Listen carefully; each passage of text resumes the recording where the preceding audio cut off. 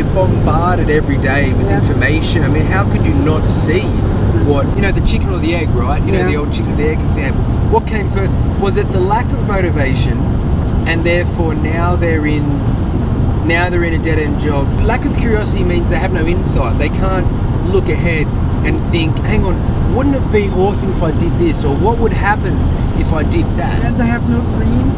So they have no dreams. So then is that what came first, and that's why they're in a dead-end job? Or was it, or anything, dead-end job, or they're obese, or just, doing something which isn't fruitful for them?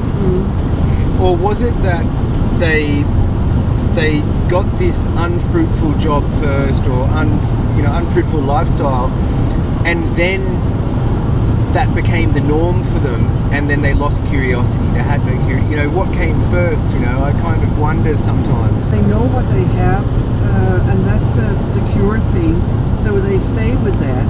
Yeah. And then they have no ability to dream about what.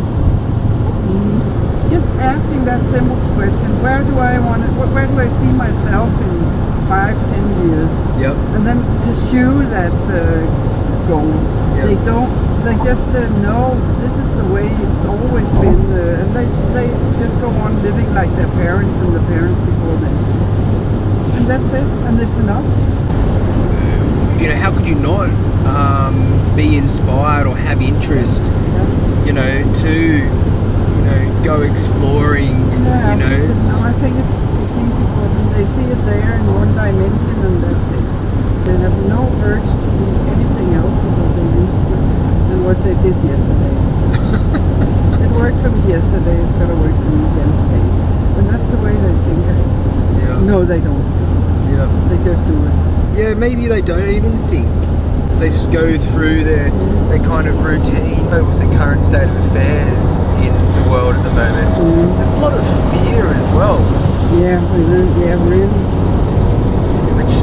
Which is a big factor. A lot of people, even I have people when I come up and speak to them like I did with you and ask if I can get a ride. They'll just wind the window up and then they'll kind of pretend to be on their phone or something. They'll actually ignore. So there's those people, and then there's the people that say, oh no, I don't take hitchhikers, and that's okay because at least they communicated. But some people don't even communicate. They just look at me, and you can tell there's just a fear and a closedness of the heart, and closedness of the mind. Look what happened in Germany. Just over Christmas. A radical person. Took a truck, killed the truck driver, and drove through a bunch of crowd of people. And I can't blame. That's why there's so much fear but also the media. Yeah, but then again, it has always happened in one way or another. Now we just know about it the split second after it happened, and we think it feels too much compared to what it really is. I think it's become a lot more. People are paranoid now, and they have no reason to be. I don't think so. Crazy people all the time. But when you're in one place, and let's say you get up, you go to work, and then after work you go to the gym, and then you might go to the bar and meet your social group of friends, and then go home, and that might be your day in, day out. But then throughout every day, you're bombarded via internet, via TV, via radio, with the goings-ons, the happenings in the world, and all you're seeing is a lot of fear-based, like bad stuff happening in the world, and so the media are hugely responsible. And so then what happens is, you become, because that's all you see, then it just starts to become the norm, the normal in your mind, and you start to think, well, oh, maybe they're right, maybe I shouldn't go to Pakistan, or maybe I shouldn't, maybe hitchhiking's a bad idea, or, and the thing, obviously I'm hungry, as I was saying, for experiences and to see places, but also I've become really hungry to discover the truth, to find that, you know, some places, you know, that it's not, the world's not as scary as we are led to believe, or that, you know. I know for sure it's not.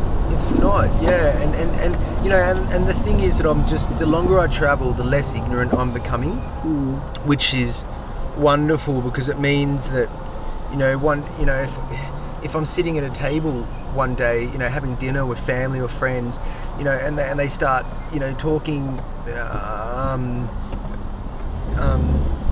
I don't know, radically about maybe Muslims, or about, you know, a certain country or a race or something like this, I can at least speak with authority and say, well, that's true. You know, say, well, actually, this was my experience, and that's not what I experienced, or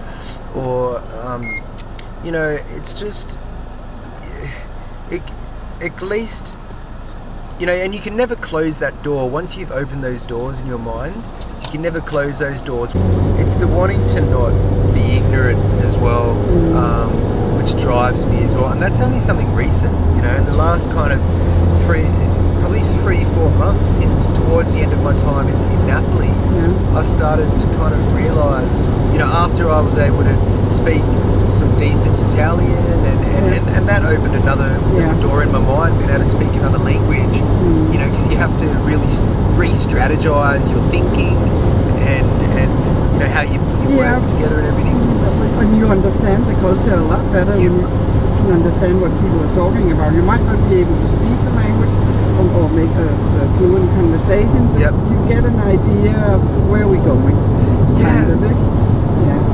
Really you do, and I think that's where it came from. You know, I started to realise, wow, like, you know, I really am ignorant. Not ignorant in a, you know, some people were can be ignorant in how they, you know, they can be rudely ignorant.